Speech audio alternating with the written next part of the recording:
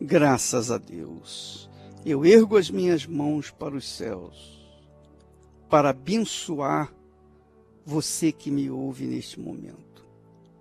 Você me ouve? Então, se você me ouve, receba aí agora a bênção do Pai, do Filho, do Espírito Santo.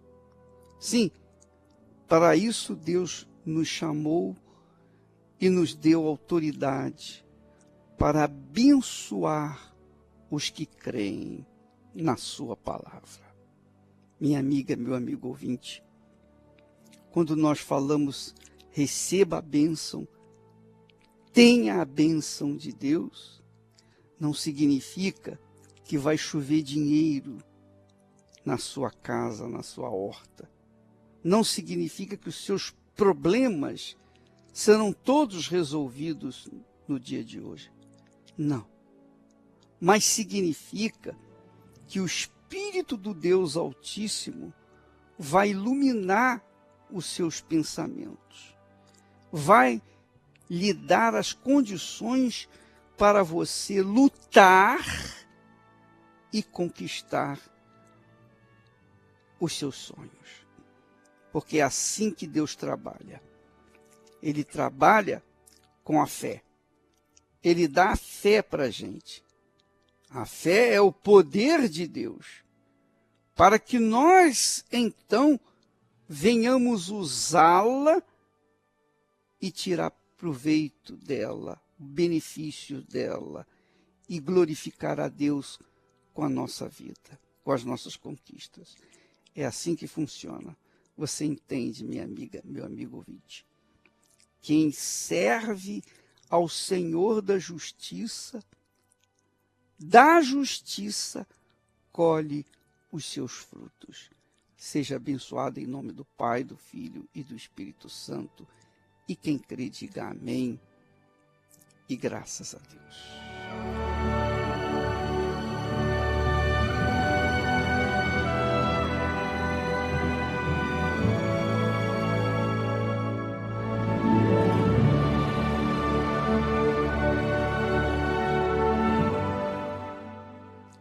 Graças a Deus. Minha amiga, meu amigo ouvinte, a Bíblia diz, ensina, que a palavra de Deus, a Bíblia, é loucura para os que perecem, para os incrédulos.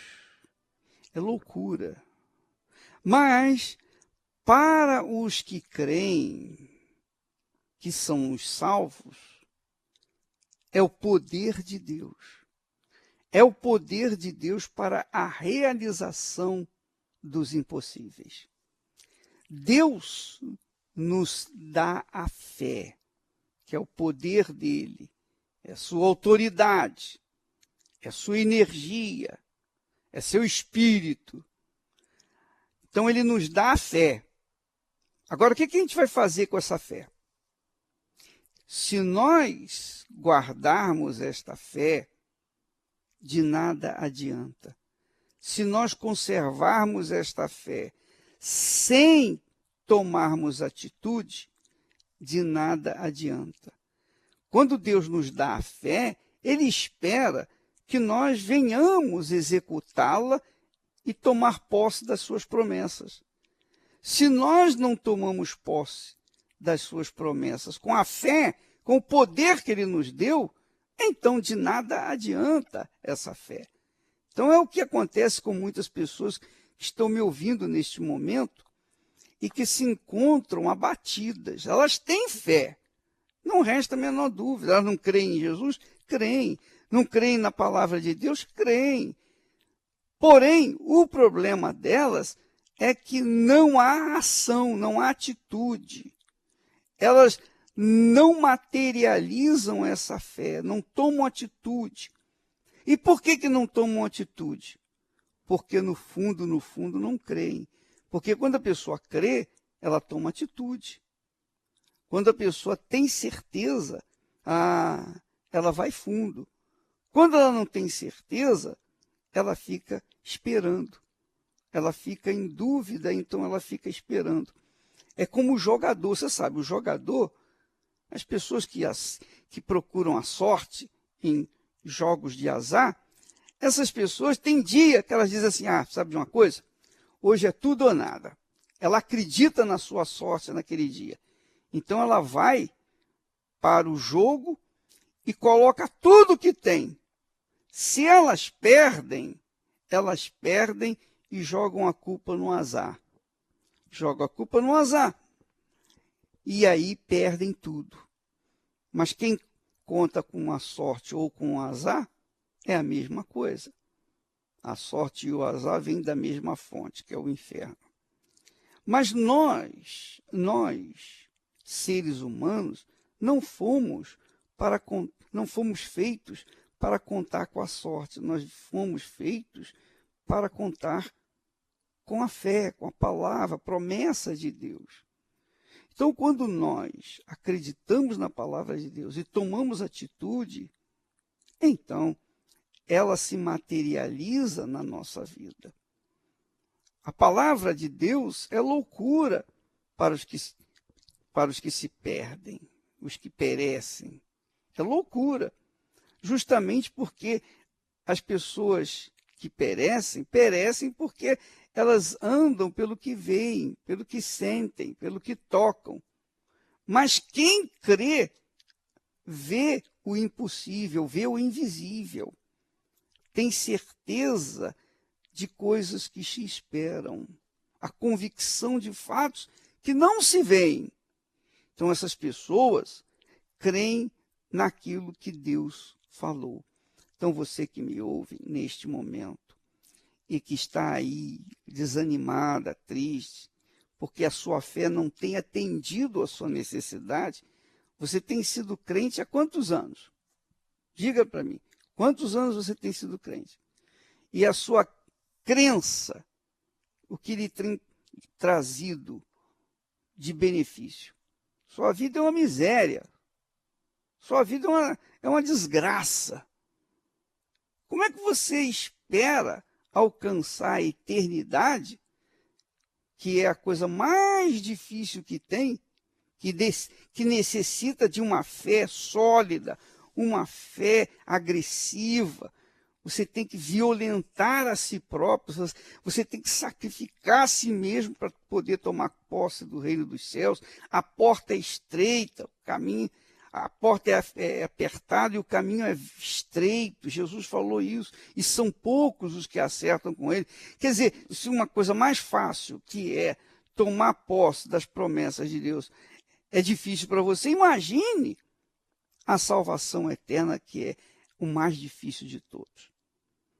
Então, minha amiga, meu amigo ouvinte, preste atenção. Você não precisa de fé. A fé está aí dentro de você.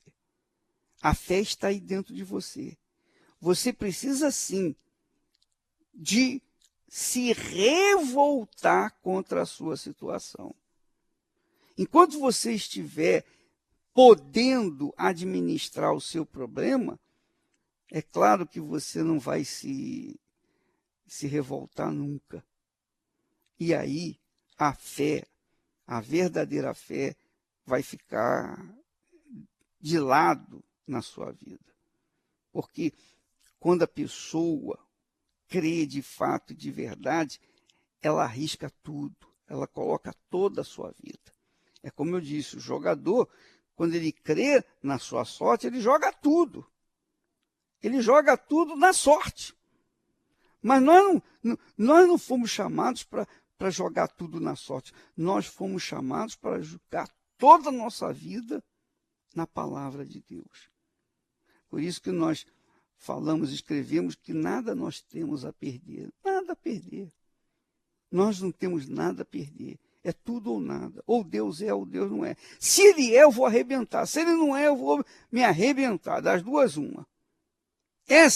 Se a palavra dele é verdadeira, então tem que arrebentar. Se a palavra dele não é verdadeira, então nós vamos nos arrebentar. Eu sempre primei em passar uma fé inteligente, uma fé isenta de emoção. isenta de emoção, de sentimentos. A fé é pé no chão, sabia? Pé no chão. A fé é equilibrada. A fé é equilibrada.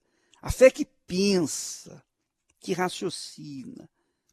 Porque está escrito, servireis ao Senhor vosso Deus, e Ele abençoará o vosso pão e a vossa água, quer dizer, a sua vida econômica no geral. E removerá do vosso meio as enfermidades, quer dizer, a cura divina. Quando a gente serve ao Senhor, há um anjo do Senhor para guiar o nosso caminho. Você sabia disso? Você sabia disso, minha amiga e meu amigo ouvinte? Quando a gente serve ao Senhor da justiça, o anjo da justiça vai à nossa frente. Está escrito isso lá em Êxodo capítulo 23. Você pode ler. Há um anjo que vai à frente daqueles que servem ao Senhor. Ora, quando o anjo vai à frente para desbaratar, para abrir caminhos, para destruir o mal, para vencer os nossos inimigos, então nós somos ousados, intrépidos, corajosos, atrevidos mesmo, sabia? Por quê? Porque nós temos certeza absoluta que Ele é conosco, que Deus é conosco. Agora, quando a pessoa não tem essa convicção, então ela fica temerosa, ela fica em dúvida, ela fica ansiosa, ela tem medo, ela fica preocupada, enfim, ela se enche de fraquezas e aí o diabo, usando seus filhos, tem condições de destruí-la. Por quê? Porque elas não usam a fé. Elas não usam a fé que Deus lhe deu, o poder que Deus lhe deu. Você tem poder, está aí dentro de você. Você tem autoridade de Deus. Agora, você tem que usar.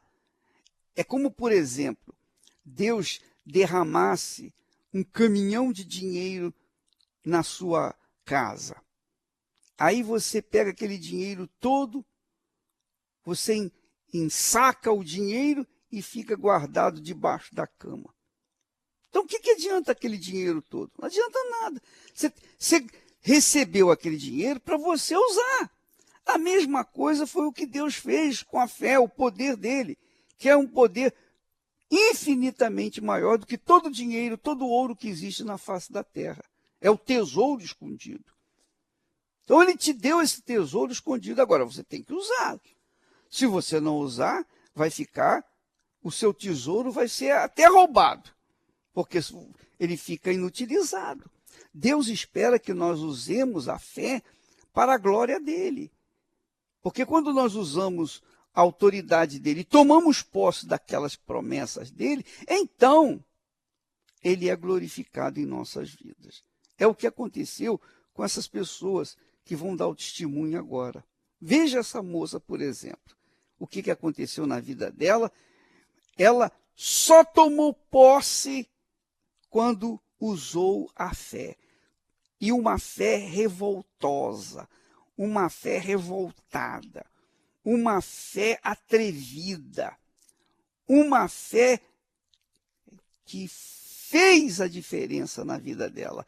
A fé da revolta. Vamos ouvi-la. Francine, né? E aí, Francine, qual era a injustiça vivida?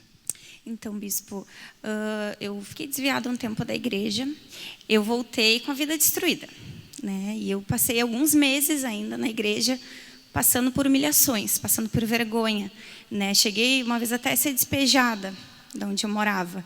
E, pela misericórdia de Deus, o meu tio, ele me convidou para eu morar no porão da loja dele, que era o que ele podia fazer por mim naquele momento. E ali, naquele porão, foram as maiores guerras que eu passei, né? Porque às vezes eu vinha aqui para a igreja, mas ninguém sabia da luta que eu estava passando, de humilhação, de ter que pedir emprestado até para comer. Então, eu sempre trabalhei, desde os 17 anos eu trabalho, mas eu nunca consegui conquistar nada, né? Sempre passando por apertos. Cheguei a passar fome, porque eu tinha que recorrer à ajuda dos parentes, e aquela humilhação dentro da minha família. E tinha vezes que eu não tinha nem para quem pedir ajuda, e a Força Jovem aqui que me dava uma cesta básica para eu comer. Eu comia arroz com lentilha, vocês não tinham nem isso para comer, eu passava fome, e era a humilhação que eu passava. Assim. Às vezes, meus pais, eu nem contava para eles o que eu passava, para eles não se preocupar comigo. E como é que isso mudou? Isso mudou quando eu me revoltei. Eu olhei aquela vida que eu estava levando e falei, meu Deus, eu não aceito mais isso para mim. Buscou a justiça de Deus. Busquei a justiça de Deus, fui ao trono de Deus buscar a justiça, porque eu não aceitava mais aquela situação. E o que aconteceu? Ali começou a mudar. Nada aconteceu de um dia para o outro, não foi da noite para o dia, mas as coisas começaram a mudar para mim. Eu saí daquele porão que eu morava. Hoje eu moro num bom apartamento, aqui pertinho da igreja.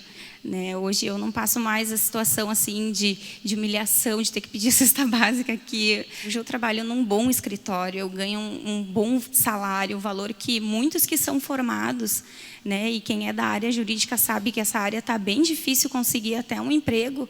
Né? Eu ganho muito bem e Deus tem aberto outras portas também. A minha última conquista, que eu consegui uma causa na justiça que estava trancada já há uns 3 anos, saiu um valor muito acima. Morando bem, está em paz, agora está em justiça. Agora estou em justiça e eu quero muito mais, porque agora eu já descobri o segredo, que é vir para o altar. Amém. Deus abençoe, obrigado. Quer dizer, ela descobriu o segredo da fé, que é subir no altar. Ela descobriu que é o sacrifício que faz a diferença. Ela descobriu que a revolta é que manifesta a fé. Ela descobriu, minha amiga, que ela não precisava ficar na dependência de ninguém, senão de si própria, porque ela tinha condições de dar a volta por cima. Ela se revoltou e veja como Deus honrou a sua fé. Mas isso não é só não. Vamos ouvir mais um. Vamos ouvir esse casal agora. Você vai ver também como que Deus faz a coisa. Qual foi a injustiça que vocês viveram? Bispo, eu vivi uma injustiça muito grande, porque eu passei um desemprego, mais ou menos 3 anos desempregado. Então, nós vivíamos humilhado aqui, devendo. Então, nesse período, nós fomos para São Paulo tentar emprego lá, já que aqui eu não achava. Passamos mais ou menos 6 meses em São Paulo, as portas tudo fechadas. Passamos humilhação lá, sofremos.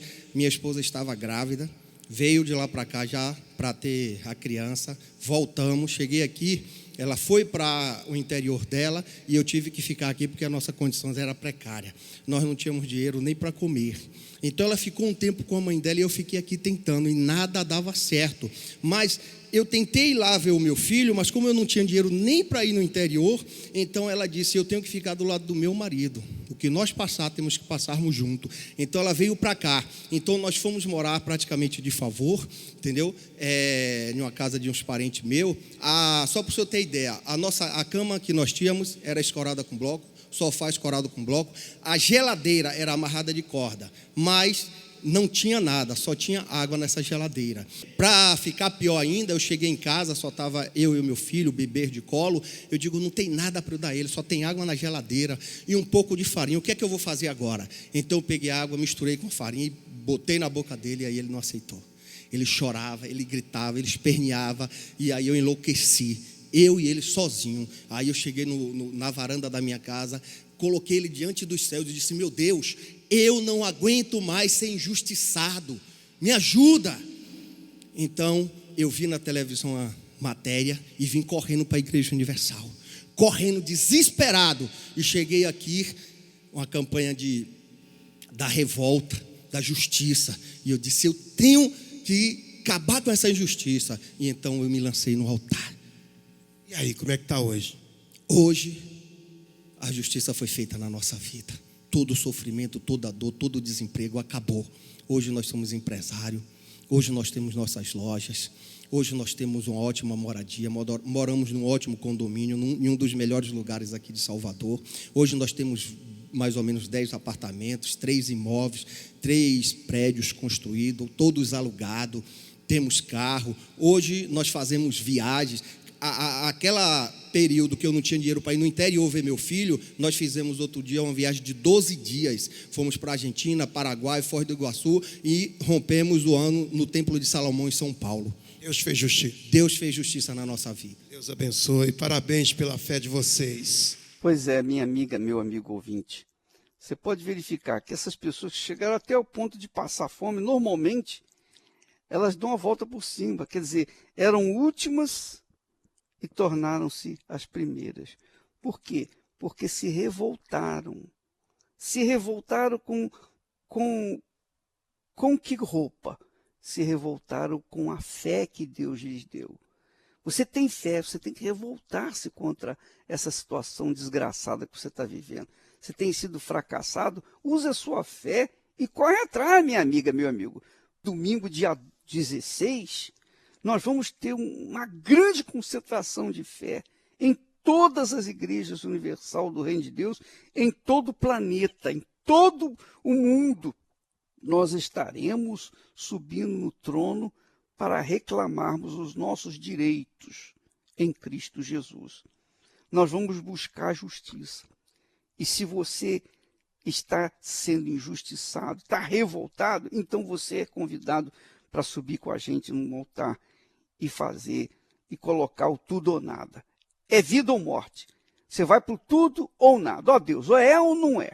Ou vida ou morte. Porque continuar vivendo assim, é preferível morrer. Então vamos nessa fé. Dia 16, em todas as igrejas universal do Reino de Deus. Quantos que se preparam para tudo? Se preparam para casar, para ir a uma festa ou um espetáculo. Fazem de tudo para chegar cedo em busca dos melhores lugares. Mas não é o que se tem visto para com aqueles que se apresentam à casa de Deus. Muitos não se preparam, dormem tarde, perdem a hora, chegam atrasados e ainda cobram o cumprimento das promessas de Deus e acabam se decepcionando com derrotas e fracassos. Se apresentar na casa de Deus requer respeito e disciplina. E isso não são regras, e sim um mandamento escrito em sua palavra. Cheguemo-nos com verdadeiro coração, em inteira certeza de fé, tendo os corações purificados da má consciência e o corpo lavado com água limpa. Para se apresentar à casa de Deus, é preciso ter zelo e entendimento de que a preparação já faz parte dos momentos que antecedem a reunião. Dormir e acordar cedo, levar a Bíblia. Aos que têm filhos, chegar mais cedo para conduzir as crianças até a escola bíblica infantil. Escolher os primeiros lugares demonstra interesse na reunião. Essas são exigências que o próprio Deus estabelece para que venhamos nos apresentar à sua casa. Todo aquele que obedece à voz de Deus colhe os frutos da obediência e, com isso, o cumprimento das promessas.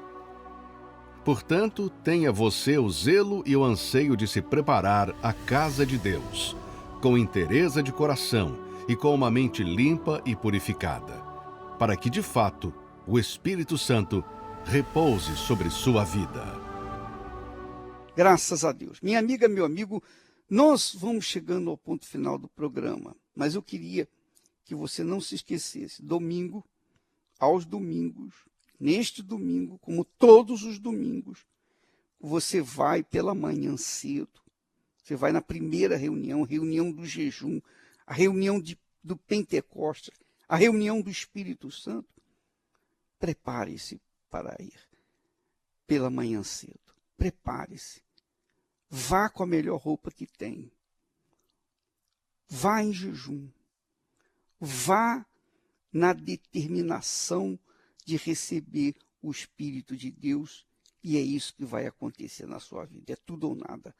Neste domingo, às 6 da manhã, aqui no Templo de Salomão, às 9h30 e às 18 horas, aquela reunião, concentração de fé nas profecias apocalípticas. Você quer saber o que vai acontecer a este mundo? Então, domingo, às 18 horas, em todas as igrejas universal do Reino de Deus. Deus abençoe a todos.